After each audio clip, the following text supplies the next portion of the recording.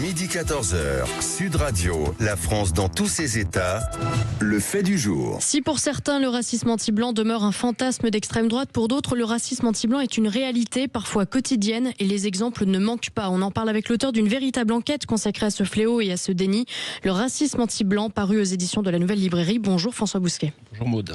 Bonjour François Bousquet, merci d'être sur Sud Radio. Pourquoi est-ce qu'on parle du racisme anti-blanc aujourd'hui ? Il semblerait que l'actualité témoigne quand même qu'il devienne plutôt récurrent, mais malgré tout, il y a des gens qui en doutent. On écoute le son de nos collègues, nos confrères de Quotidien. Un mot quand même pour l'autre grande victime de cette finale, c'est évidemment Marine, victime, comme CNews l'avait rappelé, de racisme anti-blanc. Ce fléau qui touche, d'après les chiffres de l'INSEE, absolument personne. Et qui fait 0 dégâts dans des régions comme Nulle part sur Loire. Voilà, 0 dégâts comme des régions dans Nulle part sur Loire. Ironie et humour de ce chroniqueur de Quotidien, ça nous a interpellé avec Maud. J'ai réécouté parce que je me demandais si c'était du 1er, du 4e, du 5e degré. Non, ça, le racisme anti-blanc, donc c'est voilà. Du premier, oui. C'est des gens que, pour le racisme anti-blanc, relève des gens qui ont fumé la moquette, c'est ça, donc c'est totalement inventé. François Bousquet, vous l'avez étudié, épinglé, mais cela étant dit. Épinglé. Alors, on va donner une définition, c'est quoi le racisme anti-blanc déjà ? C'est une forme de racisme qui s'exerce à l'encontre des Blancs. Le racisme est un phénomène universel et c'est ce que conteste cet humoriste, qui ne fait que traduire dans le langage médiatique la doctrine universitaire, la doctrine institutionnelle pour le maître, le mentor des études de genre du wokisme en France, Éric Fassin. Le racisme anti-blanc est un non-phénomène pour les sciences sociales. Donc c'est la culture savante et ça se traduit dans la culture populaire. On a vu Jean-Pascal Zadi il n'y a pas longtemps qui a fait le grand effacement nous dire que ça n'existait pas. C'est des formes d'humiliation peut-être, mais le racisme est forcément à sens unique. Des dominants contre les dominés, donc des blancs contre le reste du monde, ce que dit Mathieu Kassovitz, et quantité d'autres. Si vous regardez la presse, les médias centraux, principaux, mainstream, le racisme anti-blanc soit est nié, soit est posé sous une forme interrogative. Existe-t-il ? Oui, il existe, comme le rappelait Maud, c'est un phénomène malheureusement quotidien, banalisé, mais pour ça, il faut sortir des studios de Quotidien. Si cet humoriste, je veux bien lâcher cet humoriste pendant 2 minutes au Mureau, aux Ulysses, à Ivry, à la Courneuve, à Clichy, puis on voit ce qui tient au bout de 2 minutes. Alors, si on est dans une logique bien pensante, François Bousquet, le racisme anti-blanc, c'est juste la façon dont les peuples anciennement colonisés se rebellent contre leurs anciens colonisateurs sur leur propre territoire. Racisme anti-blanc, chrétien blanc, précisons, mais quand le président de la République dit à Jean-Louis Borloo, ton rapport c'est finalement un rapport d'un mâle blanc de 50 ans, est-ce qu'il ouvre pas la porte un petit peu à cette dérive ? Oui, de toute façon la racialisation malheureusement s'impose à l'agenda politique dès lors qu'on a une société multiculturelle. C'est une première cette expérience. Jusqu'à présent la République se flatte d'être indifférente, de pas être attachée aux différences. Voilà, c'est le postulat républicain, c'est ça. Elle est universaliste, mais ça fonctionnait dans un univers qui est assez cohérent culturellement, religieusement, ethniquement aussi, malheureusement. Donc dès lors qu'on introduit du multiculturalisme, évidemment on introduit des tensions. En réalité, l'humoriste Louis Catelat rebondit sur les polémiques et le buzz qu'il y a eu autour du numéro 2 de la Star Academy. Et vous vous rendez compte que le même buzz il y a, rappelez-vous le gardien du Paris Saint-Germain, Lucas Chevalier, il a reposté un petit tweet, il s'est rafalé sur les réseaux sociaux. Moi je me rappelle de Hugo Lloris en 2022, qui était le seul blanc dans l'équipe de France, mais sur les réseaux sociaux il s'est fait dévaster. C'est le propre des sociétés multiculturelles de pousser à l'exacerbation de ces différences. Ça veut dire qu'aujourd'hui il y a des secteurs de la société française où le fait de ne pas être d'origine étrangère ou immigrée suppose qu'il y a une agression. Le fait d'être blanc, ça veut dire qu'on est forcément dominant, qu'on est forcément on représente un système d'exploitation. Mais je vous laisse imaginer, Perico, le chômeur de Vierzon est dominant. C'est pas possible. Alors il est évident que dans l'esprit de quelqu'un qui a la chaire de sociologue à Nanterre ou à Jussieu ou à Tolbiac, il est évident que tous les blancs sont dominants, mais pas le chômeur de Vierzon, pas son fils. Son fils dans la cour d'école où il est minoritaire, dans la rue, sur les terrains de football, est victime de racisme en 6e, 5e, 4e. Quand je dis de racisme anti-blanc, je m'entends, je vais loin. Ce sont des tentatives d'humiliation. On leur met là à gras. C'est-à-dire qu'on les humilie. Et ça, la société ne veut pas le reconnaître. Hein. Le paradoxe, François Bousquet, c'est qu'il fut une époque où, dans les écoles ou dans les entités sociales, vous aviez des immigrés qui étaient minoritaires et qui étaient acceptés, intégrés. Il n'y avait pas ce sentiment de racisme anti-blanc, alors qu'ils auraient pu dire on n'est que 2 ou 3 d'origine nord-africaine ou subsaharienne moi je nuance. Alors qu'aujourd'hui, je finis juste par aujourd'hui, vous avez des classes où ils sont majoritaires. Et c'est celui qui est minoritaire parce qu'il est blanc, chrétien ou français d'origine qui est ciblé. Comment ça se fait qu'on soit arrivé à ce déséquilibre ? Il y a une bascule, il y a une inversion accusatoire. Il y a 40 ans d'antiracisme officiel, on a créé un récit d'une France raciste, coloniale, esclavagiste. Elle l'a été partiellement, mais pas totalement. Il y a une grandeur, il n'y a pas seulement un passif, il y a un actif à l'histoire de France. On s'est focalisé sur ce passif. Moi, les jeunes dont je recueille les témoignages me disent en 6e, 5e, nous sont les parangons de la France. Dès qu'arrive l'esclavage, la classe nous tombe dessus. Simplement, je conteste un point. Moi, je fais un tome 2, je remonte il y a un demi-siècle. Il y a un demi-siècle, déjà, on est confronté, moi j'ai des témoignages accablants, banlieue de Saint-Étienne, banlieue de Lille, accablant, où le petit blanc est massacré en 6e au collège, il est massacré.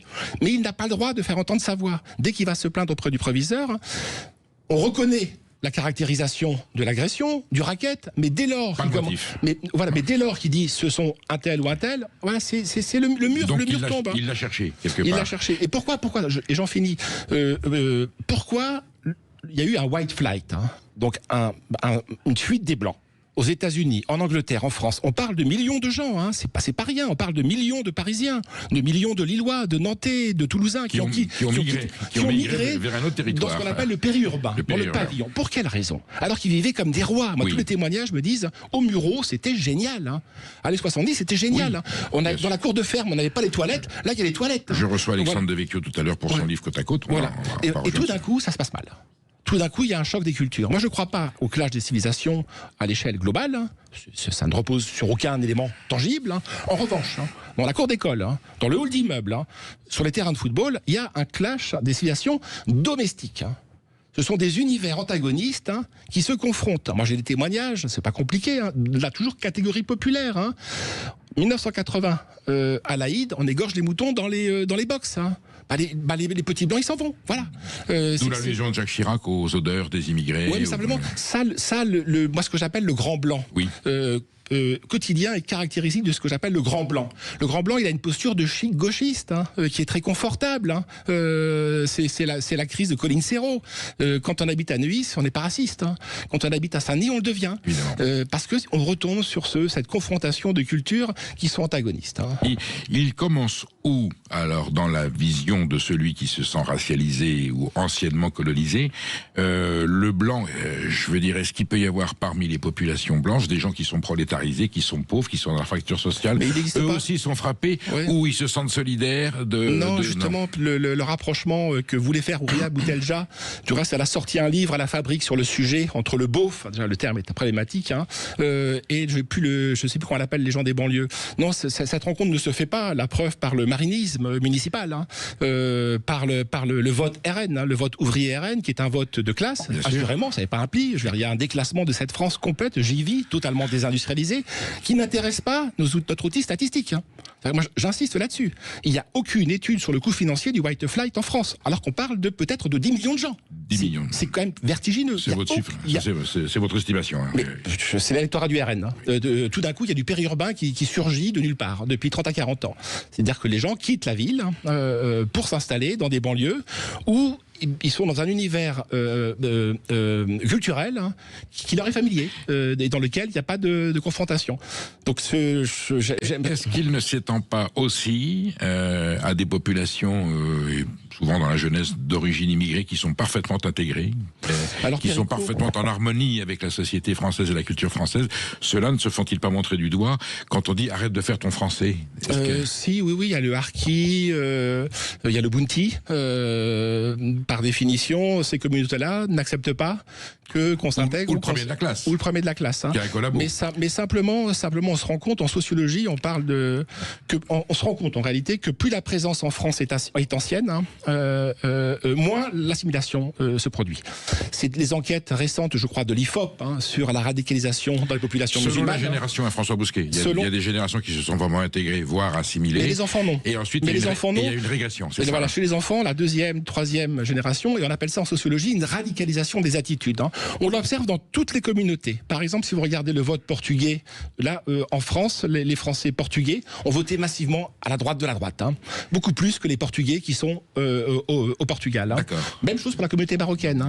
Donc inquiétude. En fait, on se heurte à un problème d'assimilation. Pourquoi ? Parce qu'il y a une masse critique. Je suis un disciple de Paracels. Tout est poison, rien n'est poison.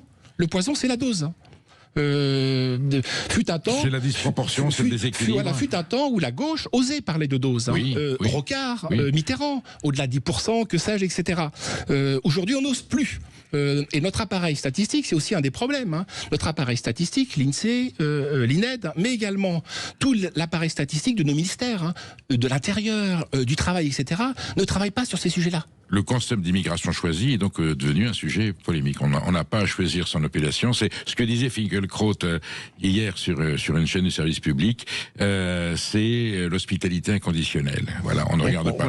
Alors, François Bousquet, est-ce que l'origine de cette racialisation du blanc et de cet antagonisme parfois violent ne vient pas du début de la repentance?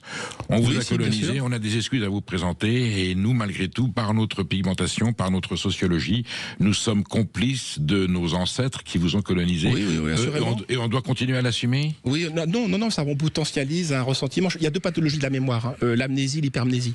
La colonisation, c'est hypermnésique. À force, on ne parle que de ça, donc ça devient névrotique, un point névrotique. Entre des gens qui n'ont pas été colonisés et des gens qui n'ont colonisé personne. Ça pose la question de la responsabilité collective. Il faut l'évacuer. La faute majeure en histoire, c'est l'anachronisme. On passe notre temps à regarder le passé avec les lunettes d'aujourd'hui. Rien ne marche dans ce process. Comme si nous disions simplement aux Allemands, vous avez déporté, aux Allemands d'aujourd'hui, aux adolescents allemands, vous avez déporté nos... Oui, et puis moi je le fais dans mon tome 2. Il y a un racisme anti-asiatique délirant, vraiment délirant. J'ai des témoins, c'est accablant, quoi. L'Asie n'a pas colonisé l'Afrique subsaharienne. Je veux dire, c'est qu'on arrête. Les Suédois n'ont pas colonisé l'Afrique. Vous voulez dire des racismes à l'intérieur des populations d'origine... Parce que c'est universel. La théorie du racisme systémique que reprend à son compte Yann Barthès, son chroniqueur et humoriste, veut que le racisme ne peut exister que du blanc à l'encontre du reste du monde. Or non, c'est le racisme gangrène le corps social. Parce que, je le répète, c'est toutes les sociétés qui ont fait cette expérience multiculturelle. Il n'y en a pas 40 000, la Yougoslavie. On parle de problèmes confessionnels en Yougoslavie, que confessionnels. Ça a pété. Le Liban, ça a pété. Vous regardez l'Autriche, ça a pété.